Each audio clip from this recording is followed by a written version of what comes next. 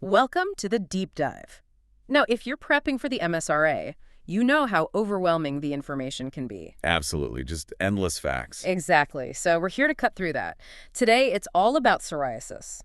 Just the high-yield stuff you need, straight from the kind of source material you're using for revision. Yeah, think of this as your focus briefing. We'll pull out the key facts. Because psoriasis, well, it's more than skin deep, isn't it? There are crucial associations to grasp for the exam and for practice, too. Definitely. Understanding the bigger picture is vital. Our job today is to make those core points stick for you. Okay, let's dive right in. Psoriasis. What is it, fundamentally? So at its core, it's a chronic autoimmune condition, mainly affecting the skin. Autoimmune, okay. Yeah. And the hallmark is really rapid skin cell turnover. They build up much too quickly. Leading to those patches we see. Exactly. Thick red patches, usually covered with these sort of silvery scales. And they tend to pop up in specific places. They do have favorite spots, elbows, knees, the extensors, but also the scalp, lower back. Those are common. Right. And important to remember, it's not contagious, right? Oh, absolutely crucial. Not contagious at all. And the severity varies hugely. Some people have tiny patches, others have it much more widespread. And it's not just how it looks, is it? Not at all. Living with visible lesions, often itchy, sometimes painful, it can really impact physical comfort, emotional well-being, self-esteem. It's a big deal for quality of life. Yeah, you can see how. Now, most people think of plaque psoriasis, the common type, but there are other subtypes we need to know. That's right. Plaque psoriasis is the most common, those classic raised red plaques, silvery scales, typical spots. Easy to recognize, usually. But then you got flexural psoriasis, this one like skin folds. Like armpits, groin. Exactly. Armpits, under the breasts, groin area. And because it's moist there, you don't usually get the thick scale. It looks more like smooth red patches. So smooth and red in the folds, that's the key difference? Spot on. Then there's guttate psoriasis. This often comes on quite suddenly. Suddenly. Yeah, and often after an infection. Strep throat is the classic trigger. Strep throat again. Okay. Yeah, and it looks different too. Lots of small, red, kind of teardrop-shaped spots, often scattered across the trunk and limbs. Teardrop spots, sudden onset, maybe a sore throat history. Think guttate. Perfect memory link. That strep connection is definitely high yield. Good to know. What else? And finally, pustular psoriasis. As the name suggests, you see pustules. Little bumps filled with non-infectious pus. Sterile pustules. Right. Often on red skin. It can be generalized, but a key form to remember affects the palms and soles. Palmoplantar pustulosis. Pustules on hands and feet. Quite distinct. Okay, so that's the what and the different looks, but why? What causes psoriasis? Okay, the etiology. It's seen as multifactorial. Basically, a mix of genetic predisposition and environmental factors. Genetics plus environment. Yeah, and the core mechanism involves the immune system going a bit haywire. Specifically, T cells getting activated when they shouldn't be. So the immune system sort of misfires and targets the skin. That's a good way to put it. It triggers inflammation and tells the skin cells to grow way too fast. And what sort of environmental things can set this off? Well, the sources list a few common triggers. Infections, like we said with strep, psychological stress is a big one, certain medications, and even physical trauma to the skin. The Koebner phenomenon. Right, Koebner, where injury triggers a lesion, okay. And what about risk factors? Who's more likely to get it or have it flare up? Genetics is definitely a major risk factor. Family history is important. Makes sense. Other general risks include things like obesity, smoking, chronic infections, again, like strep throat, stress, definitely. And certain medications are no risk factors, too. Beta blockers and lithium are specifically mentioned. Okay, genetics, lifestyle factors like smoking and obesity, stress, infections, and some common drugs like beta blockers, lithium, got it. Are there other things that make existing psoriasis worse? Exacerbating factors? Yes. And there's some overlap, but also some additions. Medications, again, feature prominently, beta blockers, lithium. But also add antimalarials, NSAIDs, ACE inhibitors to that list. Even stopping systemic steroids suddenly can cause a major flare. Wow, stopping steroids too. That's crucial. It really is. Also, excessive alcohol, stress again, and skin trauma Koebner phenomenon. And streptococcal infections can specifically worsen guttate psoriasis. It really sounds like managing psoriasis is tied up with overall health, isn't it? Absolutely. Let's dig a bit deeper into the pathophysiology, what's happening at the cellular level. Yeah, the how. So it's that mix again genes and immune response. There's a strong genetic link, Associations with specific HLA types like HLA-B13, NAGB17, CW6 are mentioned. You see much higher rates in identical twins. Right. Strong genetic component. And then the immune side. T cells are key players, especially a type called Th17 cells. Th17. Yeah, they produce a signaling molecule, interleukin-17 or IL-17. This seems to be a major driver. Basically, these activated immune cells go to the skin, release IL-17 and other inflammatory signals. Which tells the skin cells to multiply like crazy. Exactly. It speeds up their life cycle dramatically, Yeah. leading to that thick plaque buildup. An immune overreaction causing chaos in the skin cells. Pretty much. And this whole process is influenced by those environmental triggers, stress, infections, trauma.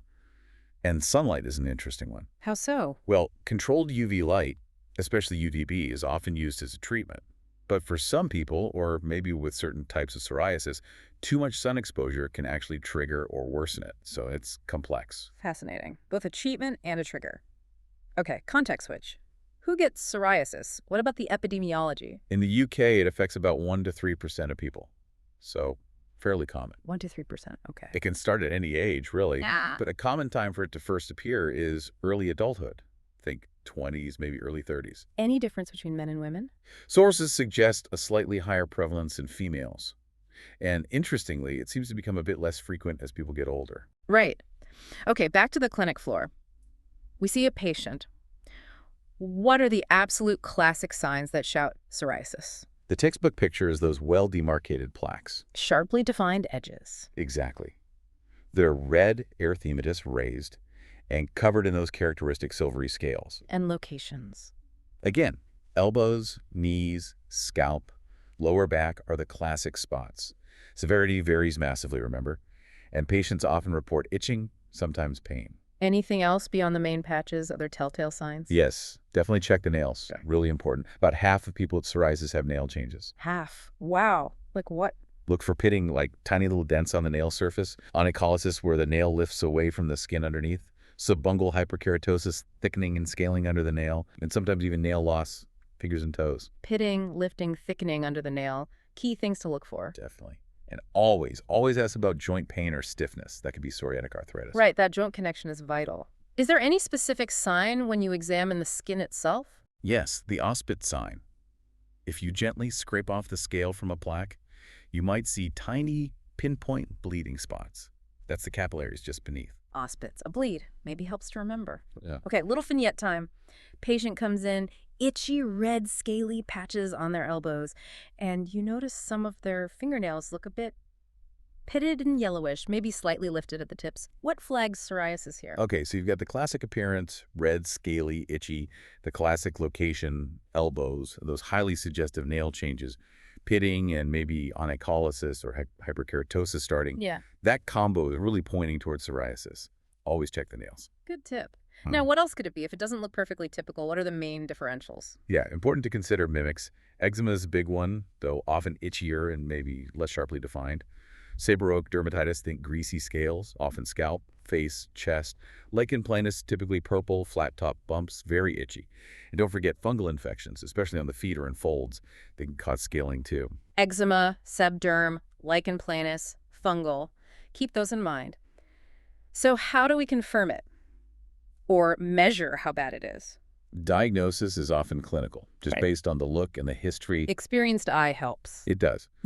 But if things are unclear, or you need to check for associated issues, you might investigate further. Like biopsy. Skin biopsy can confirm it histologically, yeah. Blood tests aren't really for diagnosing psoriasis itself, but maybe to rule out other things or check inflammation levels if you suspect arthritis. Then imaging. X-rays or ultrasound, specifically for joints if you're worried about psoriatic arthritis. Right. And how do we track severity or see if treatment's working? We use assessment tools. A simple one is just estimating the body surface area, the BSA, affected. Okay. For more detail, there's the PSI, score psoriasis area and severity index. It grades the redness, thickness, and scaling, plus the area covered. It's more objective. PSI score, right. And crucially, because it affects life so much, we use quality of life questionnaires. Yeah. The DLQI Dermatology Life Quality Index for adults. Yeah. And the CDLQI for kids. DLQI, good to remember that patient perspective matters. You mentioned comorbidities before. How are those monitored? Yes, this is super important, especially for moderate to severe psoriasis.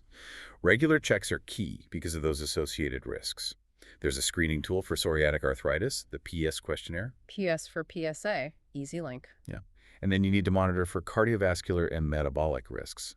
So check BMI, blood pressure, maybe an ECG, blood tests for HbA1c, blood sugar. And lipids are standard. Uric acid levels, too, sometimes. So seeing the dermatologist might also involve checks you'd normally associate with a GP or even cardiology. Really drives home the systemic nature. Exactly. It's whole person care. Okay, let's talk treatment. How is psoriasis managed in the UK based on our sources? What are the goals? Main goals are controlling symptoms, calming down the inflammation, trying to prevent progression, and ultimately improving quality of life. Starts with general advice. Usually, yeah. Avoiding known trigger smoking, excessive alcohol, maintaining a healthy weight is often encouraged, and using emollients, moisturizers consistently. They really help with the scaling, dryness, itch, and can help other treatments work better. Emollients first. Then what's the first medical step, typically? For most people with, limited plaque psoriasis, topicals are the first line. The standard approach is often a potent topical steroid plus a vitamin D analog. Steroid and vitamin D together. Yeah, but applied separately usually. Maybe steroid once a day, vitamin D analog twice a day. You try that for up to about 4 weeks initially. Okay. Haven't improved enough after, say, 8 weeks. If that combo hasn't worked well enough by 8 weeks, the next step suggested is often just the vitamin D analog twice daily on its own. Right. If that still isn't cutting it after another 8 to 12 weeks, then you might try a potent steroid alone for up to 4 weeks, or maybe switch to something like coal tar. There are other topicals too, like dithronol, maybe topical retinoids for very thick plaques. Got it. Are there places you need to be really careful with strong steroids? Yes. Crucial point. Face, flexures those skin folds, genitals, very sensitive skin. You need to use mild or maybe moderate potency steroids there, only once or twice a day and for a maximum of 2 weeks. Maximum 2 weeks for those sensitive areas. Okay. Yeah, risk of thinning, stretch marks is much higher there. Scalp usually needs potent steroids, often in special lotions or gels, again for maybe up to 4 weeks initially. 2 weeks face folds, 4 weeks potent elsewhere, or scalp initially. Good rules to some. What about people whose psoriasis is really widespread or just isn't responding to creams? Right. Those patients usually need secondary care, seeing a dermatologist. Phototherapy is a common next step. Light therapy. Yeah, either narrowband UVB light or PUVA, which uses UVA light plus a sensitizing tablet beforehand, often used alongside topicals. And if light therapy isn't enough or not suitable? Then you move on to systemic treatments. These are pills or injections. The traditional ones include methotrexate, cyclosporin, and oral retinoids like acitretin. Okay, the big guns. Pretty much. And then for very severe resistant cases, or those with bad psoriatic arthritis, there are the biologic agents. The really targeted therapies. Exactly. They target specific immune signals like TNF-α or interleukins like IL-12, IL-23. Mm-hmm. Very effective for many, but they're expensive, need careful monitoring, and have their own side effect profiles, reserved for specialist use. Let's consider management pitfall. Say someone has widespread psoriasis, gets prescribed a potent steroid cream, and finds it works so well they just keep using it daily for months and months. What risks are they running? That's a classic scenario and dangerous. Long-term potent steroid use. Well, the sources flag several issues: skin atrophy, thinning, fragility, stretch marks, telangiectasia's little blood vessel showing up. Right. Plus, you can get systemic absorption, especially over large areas, which could potentially affect the body's own hormone balance. And a big one, stopping suddenly after long use, can trigger a massive rebound flare. Rebound flare. Okay. Yeah, the psoriasis comes back much worse. That's why those duration limits they're potent max 8 weeks, continuous usually, very potent max 4 weeks. Mm-hmm. Vitamin D analogs, though, can often be used longer term. Those duration limits are definitely key for revision. So, looking ahead, what's the prognosis? The long-term outlook? Well, it is a chronic condition, lifelong for most people. The course varies. People have flares and remissions. There isn't a cure as such. But it can be managed? Oh, yes. With the right management, most people can get good control of their symptoms and maintain a decent quality of life. That's the goal. That's positive. But we've touched on complications. What are the big ones associated with psoriasis, the ones we really need to know about? This is absolutely critical revision material. Psoriasis isn't just skin deep. It significantly ramps up the risk of other serious conditions. Yeah. The biggest one is probably psoriatic arthritis, or PSA. Affecting about 10%. Around that figure, yeah. Causes joint inflammation, pain, stiffness, swelling. And PSA isn't just one pattern, is it? No, the sources mention several types. There's a symmetrical pattern, mimicking rheumatoid arthritis, an asymmetrical one, hitting just a few joints, often large ones. Involvement of the DIP joints, the end joints of fingers and toes, is quite characteristic. VIP joints. Key sign. Definitely. Then there's spinal involvement, psoriatic spondylosis. And the most severe, thankfully rare form is arthritis mutilans, causing major joint destruction and deformity, like telescoping fingers. Arthritis mutilans. Wow. Okay, so PSA is major. What other big complications? Metabolic syndrome is strongly linked, that cluster of issues. Central obesity, high blood pressure, high blood sugar, abnormal lipids, Which leads to? increased risk of cardiovascular disease, heart attacks, strokes, also increased risk of VTE blood clots. Okay, that explains all the screening checks again. It's about heading off these serious downstream risks. Exactly. It's proactive management of systemic inflammation and its consequences. And we absolutely cannot forget the psychological side. The impact on mental health. Yes. Chronic itching, pain, the visible nature. It takes a toll. Anxiety, depression, low self-esteem, poor body image are unfortunately common. Social isolation, too, sometimes. Okay, let's tie that together. A young patient is newly diagnosed with quite expensive psoriasis. Besides starting topicals, what else should be on the radar right from the start, thinking about these complications? Good question. You'd want to actively screen for joint symptoms. Use the PES tool. You'd initiate conversation about lifestyle, weight, smoking, alcohol, exercise, because that impacts the skin and those cardiovascular metabolic risks. And importantly, you gently assess their mood and how the psoriasis is affecting them psychologically. Offer support or signposting if needed. It's about holistic care from day one. This deep dive really underscores how interconnected everything is. Psoriasis links to the heart, metabolism, mental health.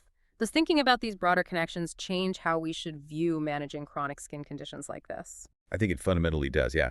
It pushes us beyond just treating the rash. It means managing psoriasis requires a truly integrated approach. We're not just dealing with skin. We're managing systemic inflammation and trying to prevent long-term complications across multiple organ systems while also supporting the person's overall well-being. It really frames psoriasis as a systemic illness that just happens to show up prominently on the skin. A really powerful way to think about it. Well, that was a comprehensive run-through of psoriasis covering the basics, the subtypes, causes, features, how it's diagnosed and managed, and those crucial complications and associations. Hopefully that gives you a solid, high-yield foundation for your MSRA revision. Absolutely. Remember those key links: strep and guttate, nails and PSA, Yeah. the different arthritis patterns, the metabolic and cardiovascular risks. Those are the connections that often come up. Definitely. Now, for more free MSRA revision resources, do head over to freemsr.com. And for the full premium revision toolkit, check out pastthemsra.com. Best of luck with your revision. Good luck. We'll see you for the next deep dive.